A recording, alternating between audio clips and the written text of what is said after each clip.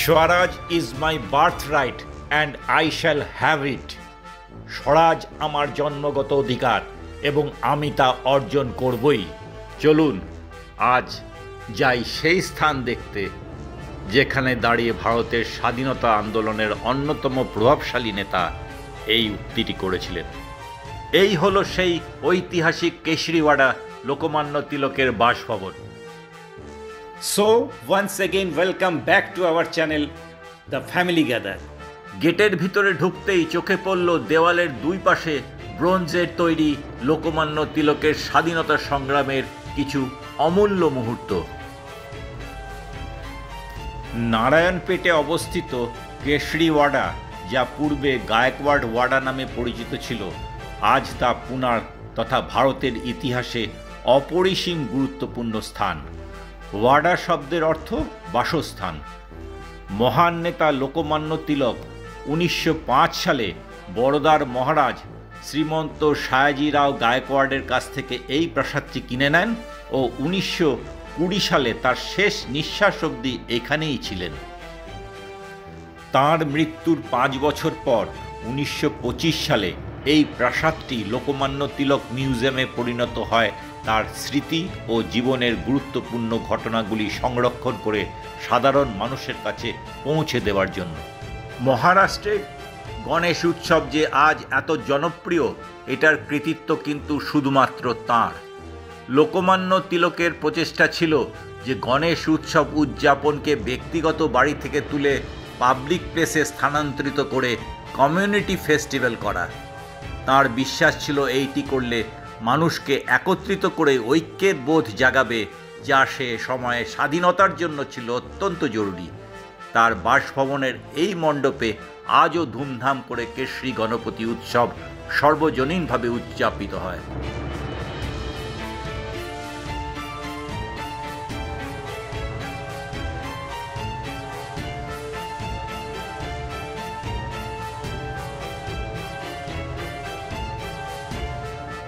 দেখুন, এই মিউজিয়ামের দেওয়ালে এত বছর ধরে প্রত্যেকবারের গণেশ পুজোর ছবি প্রদর্শিত আছে। তার কিছুটা আপনারা দেখতে পাচ্ছেন।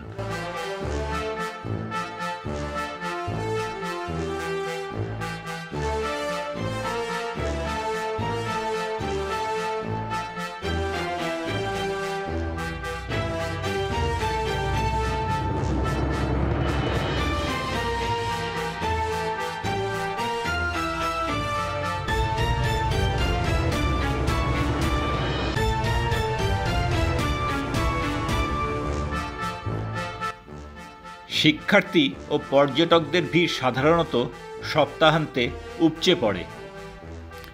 এই মিউজিয়ামের পরিচালক দীপক তিলক, যিনি বালগঙ্গাধর তিলকের প্রপৌত্র এবং বর্তমানে তিলক মহারাষ্ট্র বিদ্যাপীঠের ভাইস চ্যান্সেলর।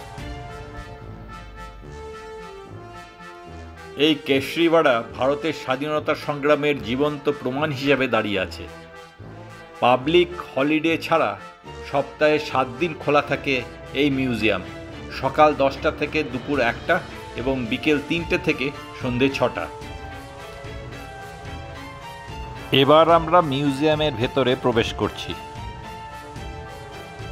মিউজিয়ামে ঢুকতেই সামনেই রয়েছে লোকমান্য তিলকের বড় একটা অয়েল পেন্টিং, আর বাঁ দিকে দেখতে পাচ্ছি স্বাধীনতা সংগ্রামের সাথে জড়িত বেশ কিছু মহান ব্যক্তিত্বের ছবি। আরও রয়েছে তিলকের মহারাষ্ট্রের রত্নাগিরিতে তার শৈশবের বাসভবন, আর এটা হলো বিখ্যাত ডেকান কলেজ, যেখানে তিনি সংস্কৃত ও ম্যাথামেটিক্সে অনার্স গ্র্যাজুয়েশন করেছিলেন। এখানে রয়েছে তার হরোস্কোপ, হাতের ছাপ ও তার বংশ সারণী। এগুলি সব তিলক বংশধরদের ছবি।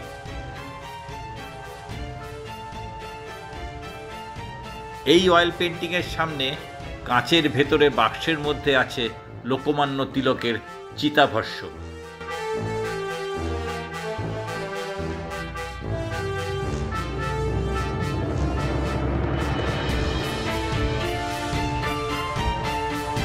সামনের কাপবোর্ডে রয়েছে ছোট্ট একটা শনিবার বাড়ার মডেল আর কিছু ফাইল, যার মধ্যে স্বাধীনতা সংগ্রামের কিছু ইম্পর্টেন্ট নথিপত্র।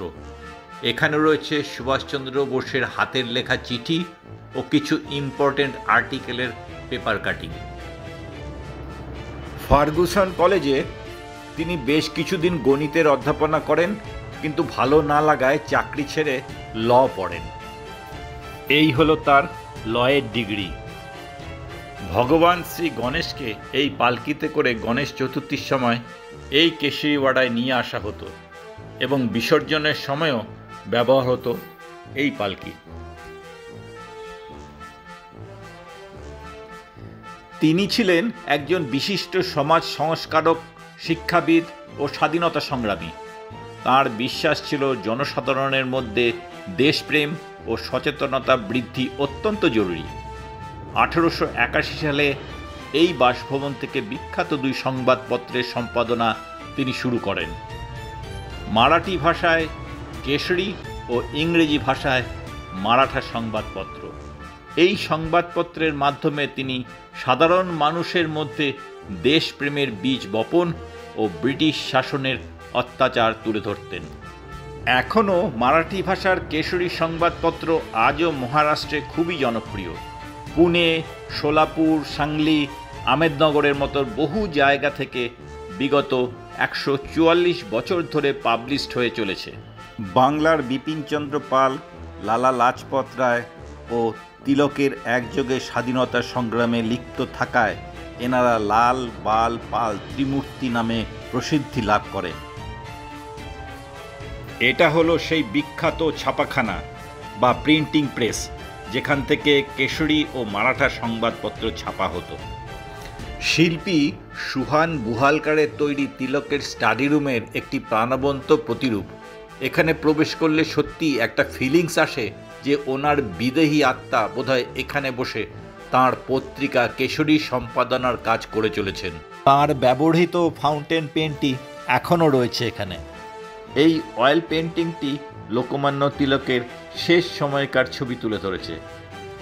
তার অন্তিম যাত্রায় মহারাষ্ট্রের প্রায় সকলেই নেমে পড়েছে রাস্তায় তাকে শেষ শ্রদ্ধা জানানোর জন্য। 1908 থেকে 1914 সাল অবধি তাকে বার্মার মান্দালয় কারাগারে বন্দী থাকতে হয়। দেখুন মান্দালয় জেলের রেপ্লিকা। তিনি কারাবন্দী থাকা অবস্থায় বিখ্যাত বই গীতা রহস্যের সৃষ্টি করেন। এই কেশরীওয়াড়াতে আছে মারাঠা লাইব্রেরি, যেখানে তিলকের নিজের ব্যক্তিগতভাবে সংকলিত 50,000-এর উপর বইয়ের সংগ্রহ আছে। লোকমান্য সভাগৃহ নামে একটা বড় অডিটোরিয়াম, যেটা অসংখ্য সামাজিক ও সাংস্কৃতিক অনুষ্ঠানের সাক্ষী। আর আছে কেশরী সংবাদপত্রের বর্তমান অফিসগুলি।